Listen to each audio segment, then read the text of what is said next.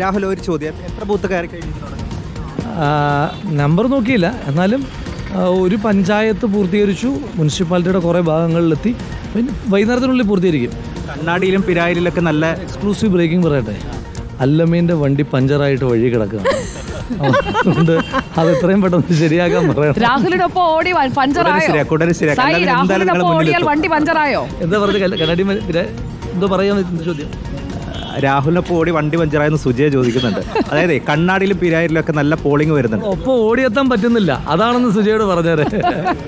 നല്ല പോളിംഗ് കണ്ണാടി പഞ്ചായത്തിലും പിരായിലൊക്കെ വരുന്നുണ്ട്. കണ്ണാടിയിലും പിരായിലും മാത്തൂലും എവിടെ പോളിംഗ് വന്നാലും ഞാൻ പറഞ്ഞല്ലോ, ഞാൻ ഇത്തവണ ആത്മവിശ്വാസത്തോടെ പറയുന്നത്, വെറുതെ ഇരുതല്ല പറയുന്നത്. 23 കഴിയുമ്പോൾ നമ്മൾ വീണ്ടും കണ്ടാണല്ലോ, മുനിസിപ്പാലിറ്റിയിൽ ഉൾപ്പെടെ മുനിസിപ്പാലിറ്റി, കണ്ണാടി, പിരായിരി, മാത്തൂർ 4 നമുക്ക് ലീഡ് ഉണ്ടാകും. എല്ലാ സ്ഥാനാർത്ഥികളും അത് തന്നെയാണ് അവകാശപ്പെടുന്നത്. സായികുമാർ ഇപ്പോൾ 35.22% പുരുഷന്മാരും 32.34% സ്ത്രീകളും വോട്ട് രേഖപ്പെടുത്തിയിരിക്കുന്നു. ഏതായാലും രാഹുൽ ബൂത്തുകളുടെ എണ്ണം എടുത്തിട്ടില്ല, പഞ്ചായത്തിന്റെ എണ്ണമാണ്. എനിക്ക് തോന്നുന്നു പഞ്ചായത്തിലെ ബൂത്തുകൾ മുഴുവൻ, അത് കഴിഞ്ഞ് നഗരസഭ, അങ്ങനെ ഓരോന്നോരോന്നായി കവർ ചെയ്ത് പോവുകയാണ് തോന്നുന്നു, അല്ലേ സായി? അതായത് അല്ലമീന്റെ വണ്ടി ഒന്ന് നേരെയാക്കേണ്ടതുണ്ട്. കാരണം സ്ഥാനാർത്ഥിക്കൊപ്പം സഞ്ചരിക്കുന്ന അല്ലമീനാണ്.